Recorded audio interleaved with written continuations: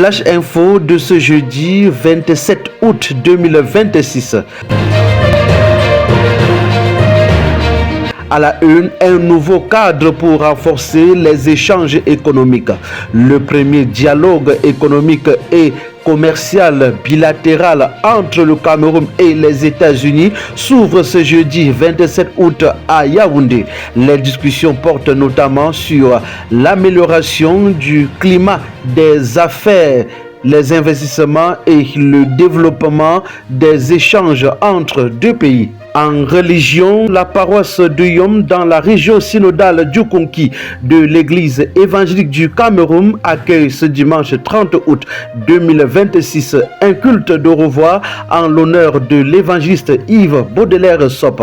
Le rendez-vous est fixé à 9h autour du thème Allons à l'autre bord. Un moment de reconnaissance, de communion et d'envoi alors que l'évangéliste Yves Baudelaire Sop s'apprête à poursuivre sa mission ailleurs.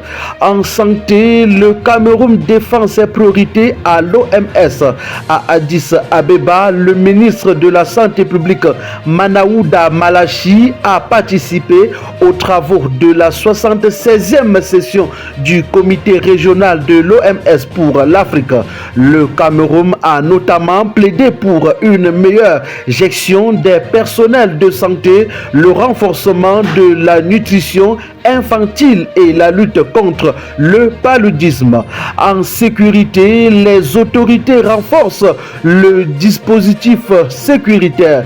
Une réunion spéciale d'évaluation sécuritaire s'est tenue à Yaoundé en prélude aux rentrées scolaires et universitaires. Les autorités annoncent une intensification des opérations face aux menaces terroristes dans l'extrême nord, aux prises d'otages, à la criminalité urbaine et aux risques liés aux frontières et aux sites miniers. En économie, au Bala, un nouveau centre commercial ouvre ses portes. Le ministre du Commerce, Luc Magloire Baga Atagana, a inauguré à Boire dans la Lequier le Métémal, l'infrastructure financée à près de 6 milliards de francs CFA, ambitionne de créer des emplois et de favoriser la commercialisation des produits locaux. Le partenariat économique se renforce en prélude au dialogue économique et commercial.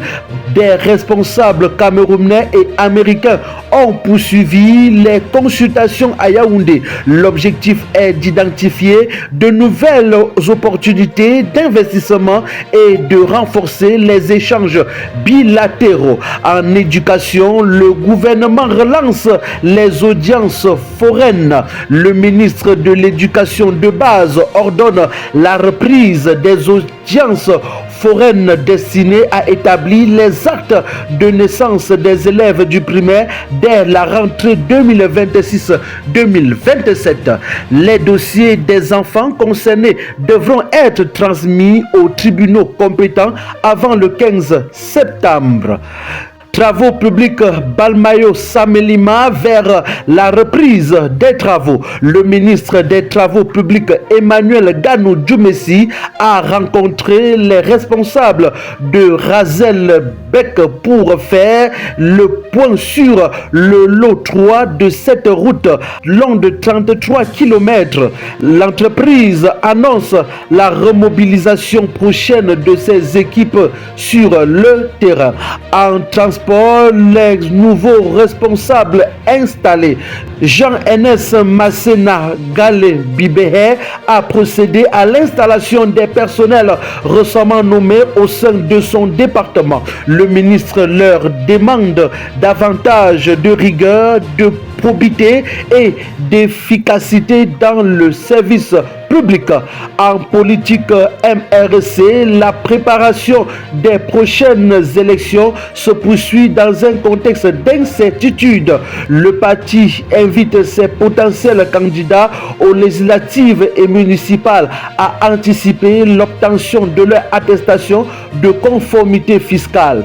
Dans le même temps, le MINAC a indiqué ne pas avoir jugé opportun de prendre acte des travaux de la convention extraordinaire du MRC de décembre 2025.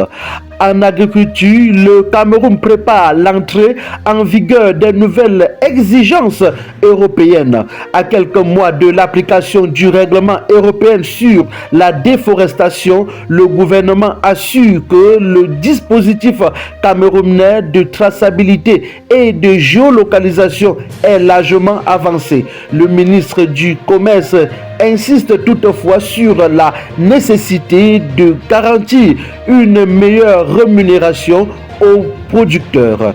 Jeunesse, entrepreneuriat féminin, un projet de formation en préparation. Le MINJEC et la COFEGES travaillent sur un programme destiné à former 110 femmes principalement dans le numérique et l'agriculture.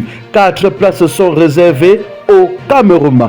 À l'international, au Sénégal, le Conseil constitutionnel a déclaré irrecevable la proposition de loi portant sur le régime juridique des crédits spéciaux. La décision met fin à une importante confrontation institutionnelle entre le gouvernement et l'Assemblée nationale. Côte d'Ivoire, Mali, les deux pays ont adopté le tracé définitif de leurs frontières communes ainsi qu'un avant-projet de traité de délimitation. La signature du traité et le lancement de l'abonnement sont prévus avant la fin de 2026. AES, le Parlement de la Confédération des États du Sahel est officiellement installé à Niamey. Il compte 45 députés, soit 15 représentants pour chacun des 3 pays membres, Burkina Faso, Mali et Niger. En RDC, Kinshasa dénonce de nouvelles violations présumées du droit international humanitaire dans les zones occupées par le M23 et ses alliés. Le gouvernement congolais fait état de centaines de victimes et réclame que les responsables répondent de leurs actes devant la justice.